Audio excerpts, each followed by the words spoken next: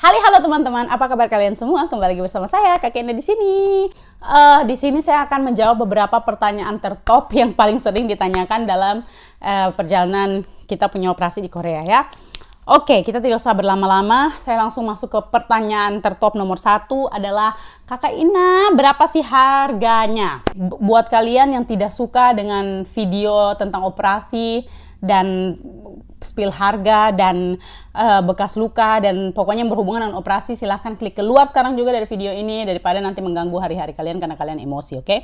Kalau kalian ingin operasi seperti kami, tummy tuck, breast lift, dan liposuction, kalian sudah harus punya tabungan minimal 330 juta rupiah. Sebenarnya buat kami itu habisnya lebih banyak dari itu teman-teman, tapi sekali lagi saya tidak akan spill harganya karena nanti dibilang sombong, pamer, dan segala macam. Harga itu tergantung dari kondisi dan kebutuhan pasien dan pastinya tergantung dari klinik ya. Setiap klinik itu punya harga yang berbeda-beda.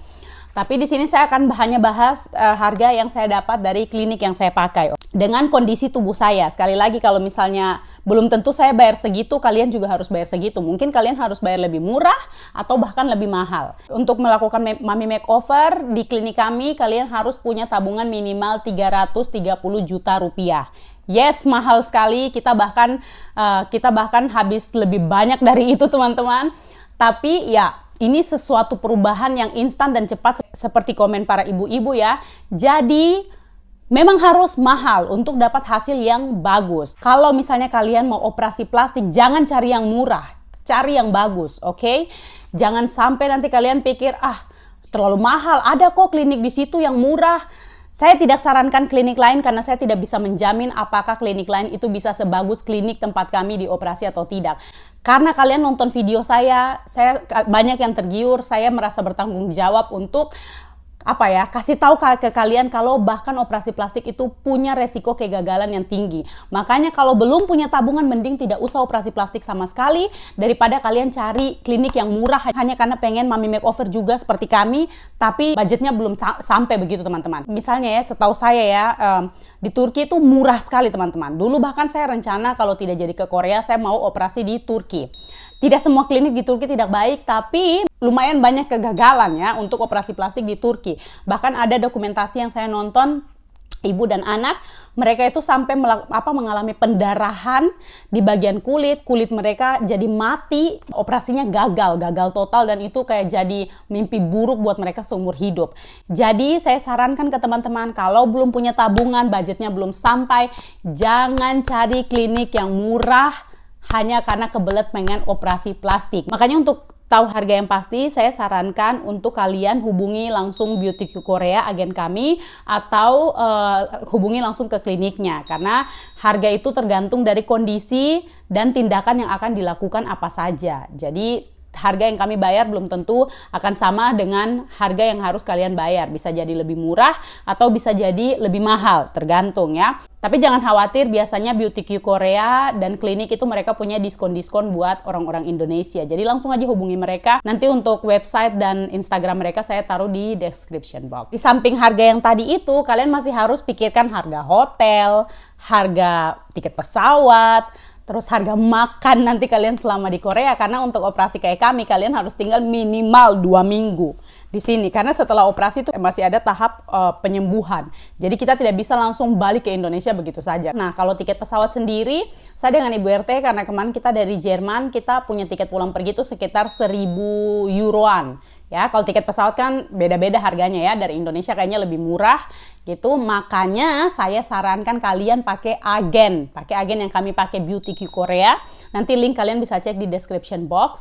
Karena kalian hanya harus kayak minta mereka untuk atur semua, kemudian kalian tinggal harus bayar saja begitu. Jadi kalian bisa diskusikan dengan mereka, kalian bisa bilang ini budget saya segini, nanti mereka bisa atur sesuai dengan budget atau keperluan kalian sendiri. Banyak sekali juga ternyata ibu-ibu yang ingin melakukan mummy makeover. Saya sarankan pemilihan klinik itu sangat penting ya. Saya tidak tahu klinik lain, jadi saya tidak akan sarankan klinik lain. Saya di klinik View Plastic Surgery Korea ini saya berhasil, operasi saya berhasil karena di klinik ini tuh memang kliniknya sudah bagus sekali. Jadi karena di sini banyak juga klinik-klinik yang kayak mereka tuh kayak harus sewa gedung begitu. Nah, kalau klinik ini dia sudah punya satu gedung sendiri, artinya dia sudah sangat sukses. Kenapa dia sukses? Karena banyak keberhasilan dalam tindakan operasi plastik mereka, ya. Dan kita sendiri sebagai orang yang pakai klinik ini, memang kita merasakan sendiri servisnya bagus sekali. Ada mereka punya translator orang Indonesia, dari Beauty Q juga punya translator orang Indonesia, jadi kalian tidak perlu khawatir tentang bahasa. Dan dokter-dokter di klinik plastik surgery Korea ini, mereka semua tuh board certified dan semuanya sudah berpengalaman. Untuk pertanyaan kayak kenapa harus operasi plastik, padahal kan kalau olahraga itu bisa kurus kembali, bisa hilangkan lemak. Betul sekali. Saya pun begitu ya teman-teman. Saya bukan tipe orang yang kayak makan banyak nanti bisa gemuk. Sebenarnya kalian kalau bisa lihat sebelum saya operasi pun saya kurus ya. Tapi masalahnya di sini adalah kekendoran payudara saya untuk ke-1000 kalinya. Kendor, saya punya payudara itu sudah tidak bisa diselamatkan lagi dengan jalan natural yang bilang olahraga, minum jamu, gosok kapur sirih dan segala macam, sudah tidak bisa. Karena saya punya, ini tuh yang bicara sendiri tuh dokter, dan bahkan saya pernah nge-gym di Jerman ya. Saya punya personal trainer tuh, dia sudah bilang, aduh kalau payudara ini masalahnya di kulit.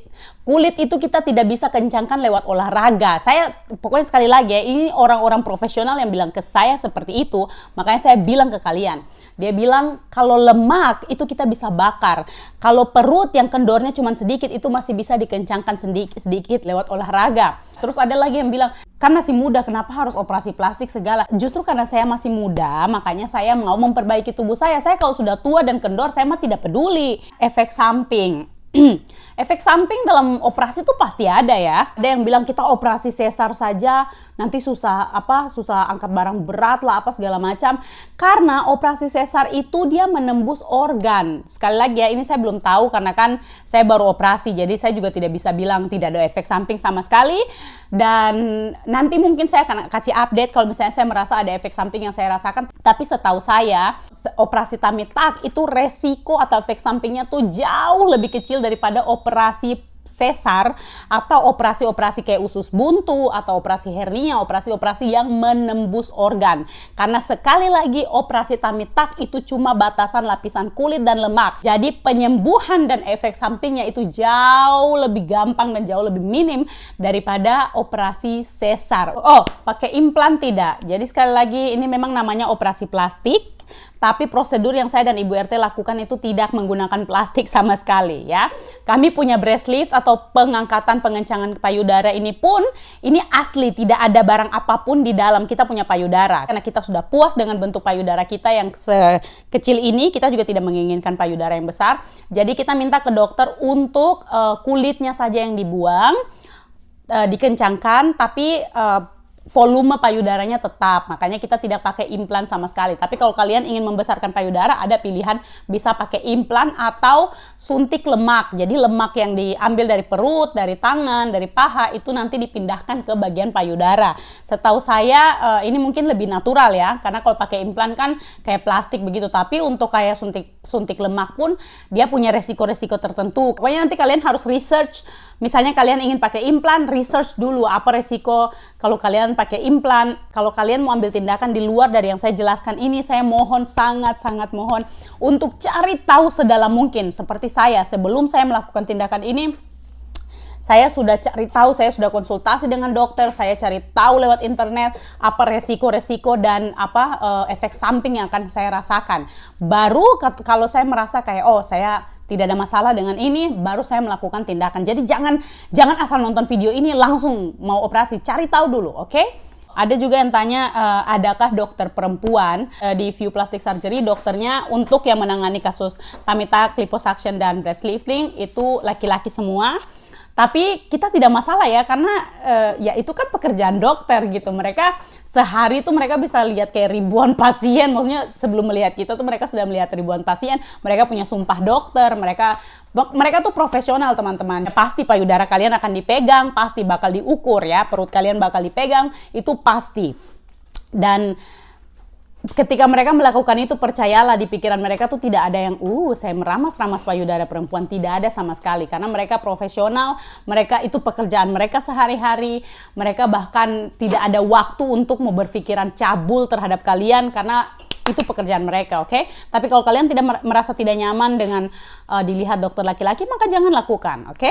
Terus ada juga yang tanya tentang bekas luka. Bekas luka operasi ini juga penting untuk diketahui supaya jadi pertimbangan juga buat kalian. Sekali lagi, bekas luka operasi tummy tuck itu panjang sekali, dari hip to hip ya, dari pinggul ke pinggul. Tapi itu juga tergantung, kalau misalnya kondisi kulit kalian tidak separah saya, bisa ada namanya mini tummy tuck. Itu mungkin besar operasinya kayak cuman sebesar operasi sesar gitu saja. Ada yang full kayak dari depan sampai belakang. Kalau misalnya kulit kalian sudah terlalu bergelambir sampai bahkan di belakang pun bergelambir, maka bisa luka operasinya tuh melingkar begitu.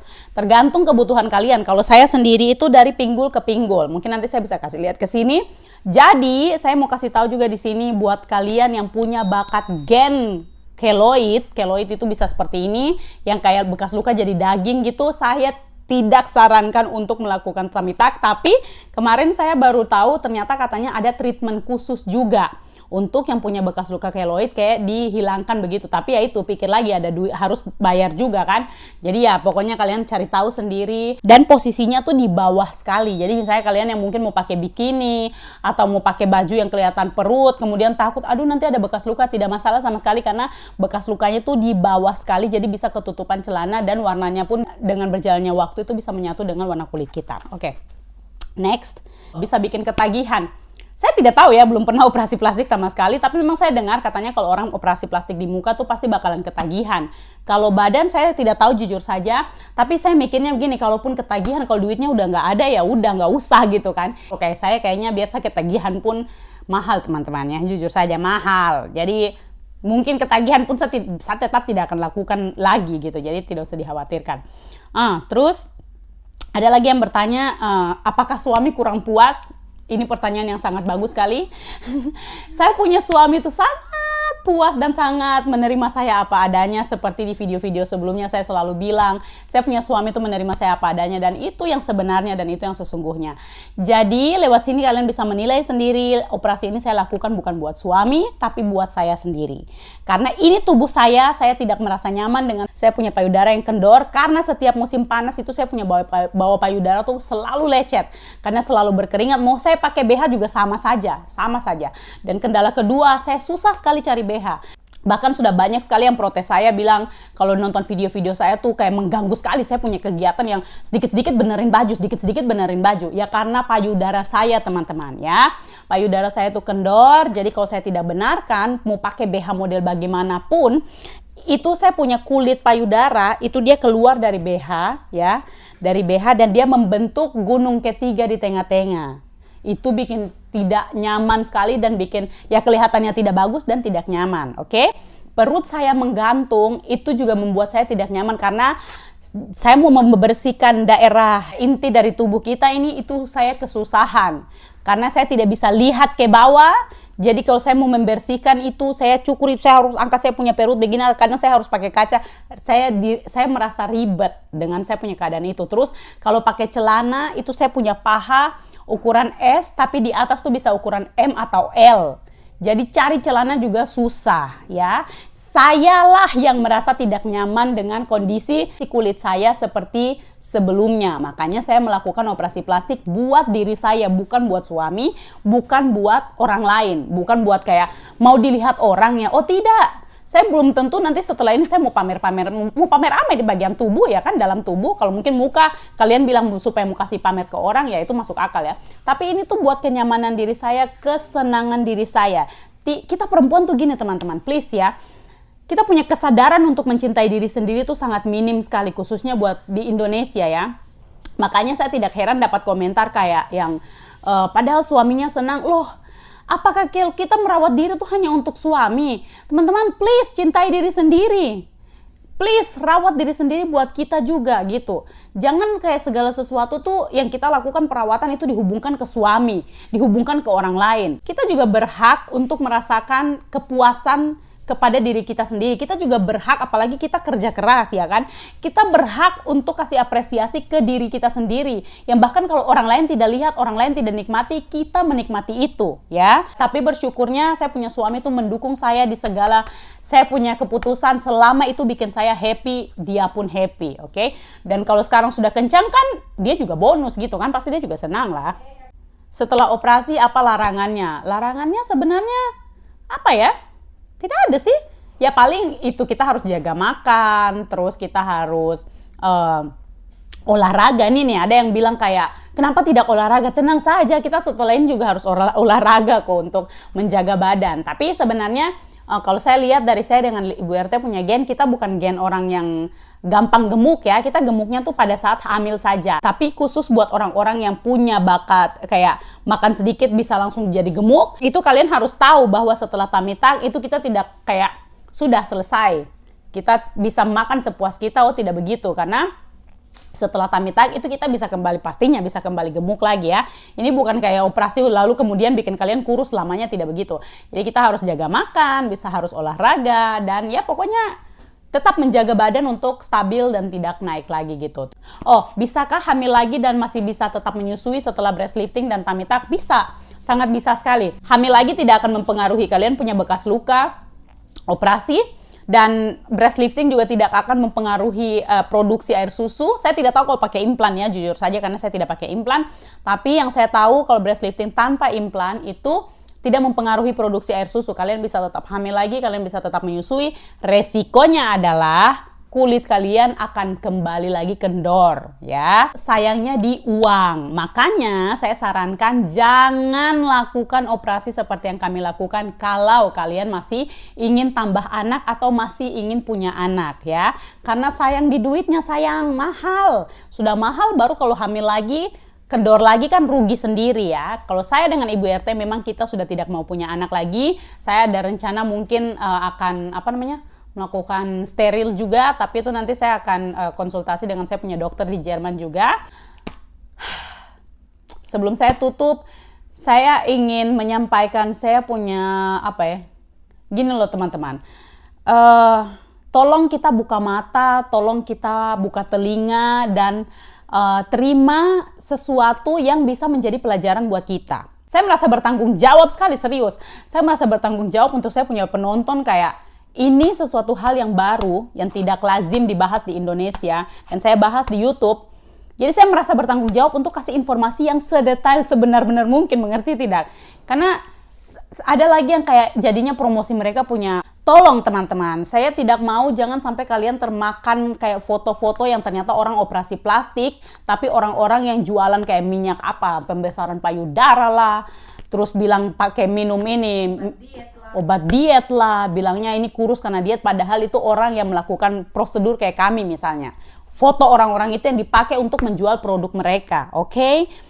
Jadi teman-teman, makanya di sini saya mau bilang, jangan gampang percaya. Kita tuh kayaknya kalau masalah produk-produk yang kayak putihkan kulit, padahal itu orang yang mungkin mereka suntik putih, kemudian orang penjual-penjual obat-obat untuk pemutih kulit itu mereka pakai foto-foto itu, kemudian bilang ini mereka pakai produk kita. Please, ya. Kenapa kita juga terang-terangan kasih bikin video operasi begini, itu supaya orang tahu kalau orang yang tiba-tiba kurus itu tuh bisa melalui jalan operasi. Dan belum tentu kalau kalian minum produk-produk yang orang-orang jual, yang kalian lebih percaya daripada video kami ini, belum tentu itu bekerja ya. Kadang-kadang kayak saya lihat komen-komen, kadang saya merasa kayak saya pengen jawab, pengen jelaskan, tapi saya lihat kayaknya kita kebanyakan tuh kita lebih mau menerima berita fake daripada dengar informasi yang sesungguhnya. Tapi karena kita menolak instan ya. Iya, kita menolak untuk kayak, oh kalau operasi itu tidak bagus, jadi mending ini minum obat pelangsing ini. Padahal teman-teman, karena saya tahu, makanya saya mau bilang ke kalian kesini, jangan terlalu gampang percaya. Saya tuh gemesnya begini teman-teman, kalau kita kasih tahu secara terang-terangan kalau kita operasi plastik begini, kayak banyak yang tidak mendukung itu. Tapi ketika ada orang yang jual obat pelangsing yang kalian juga tidak tahu, tidak ada BPOM-nya, kalian tidak tahu nih obat asal-usulnya dari mana, tapi hanya berdasarkan foto yang kalian lihat dulu orangnya gemuk, tiba-tiba jadi kurus, kulit kencang, padahal itu kemungkinan besar melalui jalan operasi seperti kami, kalian lebih memilih untuk percaya itu dan minum obat itu. Padahal kalau kalian tidak tahu obat itu asal-usulnya dari mana, tidak ada BPOM-nya, itu resikonya jauh lebih besar daripada kami yang melakukan operasi plastik.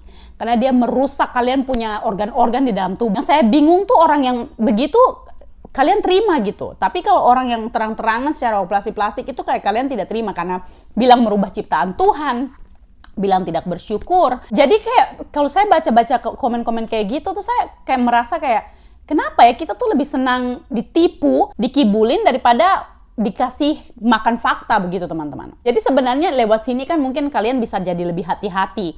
Kalau misalnya ada orang yang jual-jual produk pelangsing, kemudian mereka kasih lihat kalian foto before after, yang sekali lagi ya teman-teman, kalau kalian lihat foto before afternya, foto sebelum dan sesudah, dulu orangnya gemuk sekali, tiba-tiba jadi kurus ramping dengan kulit kencang, kalian sudah bisa tahu di situ penipuan ya. Karena orang kalau dulunya gemuk sekali, kalau dia kurus, kondisi kulitnya tidak akan kencang. Percaya saya, tidak akan kencang. Kalian mau olahraga sampai tak putar bagaimanapun, namanya kulit kalau sudah sekendor itu. Ini saya bicara khusus buat kayak misalnya foto-foto yang dulu gemuk sekali ya. Kalau misalnya gemuknya cuma dikit, mungkin kembalinya kulit bisa kencang. Tapi kalau dulunya obesitas, biasa kan orang kasih tunjuk foto tuh kayak before after tuh yang dulu dia gemuk sekali, tiba-tiba jadi kurus dan kulitnya kencang. Kalian sudah bisa tahu di situ. Harus pertanyakan produk yang mereka jual, oke? Kalau misalnya kalian kayak tidak suka dengan video kami karena kalian menganggap kami merubah ciptaan Tuhan, atau kurang bersyukur, atau sombong pamer, itu saya mohon maaf ya. Saya tidak bisa merubah pemikiran dan opini kalian terhadap kami. Saya terima masukan itu, tapi ya itu, makanya saya bilang saya harus jelaskan tentang kayak obat pelangsing, terus kayak pemutih kulit. Karena teman-teman percayalah, mungkin kelihatan apa yang kami lakukan ini ekstrim. Tapi apa yang kami lakukan ini jauh lebih tidak berbahaya karena kami lakukan di klinik yang betul ya. Beda kalau kita lakukan di klinik abal-abal ya. Jadi saya bisa klaim di sini apa yang kami lakukan itu jauh lebih aman daripada kalau kalian minum obat pelangsing yang tidak ada BPOM-nya ya. Yang kalian tidak tahu itu sumbernya dari mana begitu teman-teman. Jadi ini jauh lebih aman bahkan dari kalian pakai pemutih kulit, yang krim yang kalian beli di pasar yang tidak tahu ini krim asalnya dari mana, ini siapa yang bikin, ini racikannya bagaimana. Itu bahkan jauh lebih berbahaya buat tubuh kalian daripada apa yang kami lakukan. Meskipun kelihatannya kami lebih ekstrim. Kalau kalian pakai krim pemutih kulit yang tidak tahu, kalian beli dari pasar yang tidak tahu asal usulnya, itu kelihatan kan cuma oles-oles kulit, padahal itu yang merusak. Tidak sedikit di Indonesia yang memiliki kanker kulit karena pakai krim abal-abal, karena ingin terlihat cantik tapi tidak mau bayar mahal, cuma beli di pasar ya, murah-murah, tidak tahu asal-usul krim ini dari mana, siapa yang bikin, dia punya racikan di dalam itu apa, bahan-bahannya mereka pakai itu apa, tapi karena ingin cantik, ingin putih, pakai krim itu kemudian merusak kulit mereka sendiri ya. Kalau yang sudah ada BPOM saya tidak mau judge, saya tidak tahu keamanannya seperti apa. Kalau kalian anggap aman dan kalian sudah pakai dan aman, ya syukur dan itu bagus ya. Berarti kalian merawat kulit, kalian cantik lewat jalan yang baik begitu. Tapi ini yang saya mau bilang buat orang-orang yang pakai krim-krim yang kita tidak tahu dia asal usul dari mana gitu. Intinya pokoknya segala sesuatu sekecil apapun tindakan yang kita mau pakai buat kita punya tubuh ini, kita cari tahu dulu. Misalnya kayak orang yang rebonding rambut atau kasih keriting rambut, yang pakai obat-obatan yang kalian, ya itu dia, tidak tahu asal usulnya dari mana, itu di dalam itu ada campuran apa saja yang merusak kalian punya rambut dan kalian punya kulit, ya itulah yang kita harus cari tahu dulu ya. Oke. Baiklah teman-teman, saya mohon maaf jika ada saya punya kata-kata yang menyinggung atau yang tidak berkenan di telinga dan hati kalian yang menonton, ibu-ibu, bapak-bapak dan semua yang ada di sini. Saya mohon maaf sedalam-dalamnya kalau terkesan saya sombong atau terkesan saya angkuh atau terkesan saya terlalu pamer atau sok menggurui. Saya minta maaf, saya hanya merasa kayak saya tahu yang nonton saya banyak, jadi saya merasa saya bertanggung jawab untuk sampaikan ini ke kalian begitu, supaya kita lebih hati-hati lagi. Dan sekali lagi di sini saya tidak mengajak kalian untuk operasi plastik selama kalian bisa mencapai bentuk tubuh yang kalian mau melalui jalan-jalan natural seperti olahraga, minum jamu, minum daun-daunan, kayak begitu, maka lakukanlah yang terbaik buat kalian punya tubuh. Dan kalau kalian sudah merasa puas dengan bentuk tubuh kalian, kalian tidak merasa terganggu dengan bentuk tubuh kalian, maka tidak perlu operasi plastik. Tidak perlu, jangan karena kalian lihat saya, kemudian kalian juga ingin dan harus. Tidak seperti itu ya. Semuanya itu kembali ke diri kita sendiri. Kalau kita merasa tidak nyaman, maka lakukan apa yang bisa kita lakukan buat menyamankan diri kita sendiri. Dan sekali lagi, please sayangi kalian punya diri sendiri. Utamakan kalian punya diri sendiri juga. Jangan segala sesuatu kita lakukan itu hanya karena suami yang mau. Hanya karena untuk suami. Kita juga berhak bahagia untuk diri kita sendiri. Oke, terima kasih buat kalian yang nonton. Semoga kalian suka dengan videonya. Semoga video ini juga menjawab rasa penasaran kalian. Kita ketemu lagi di next video. Dadah!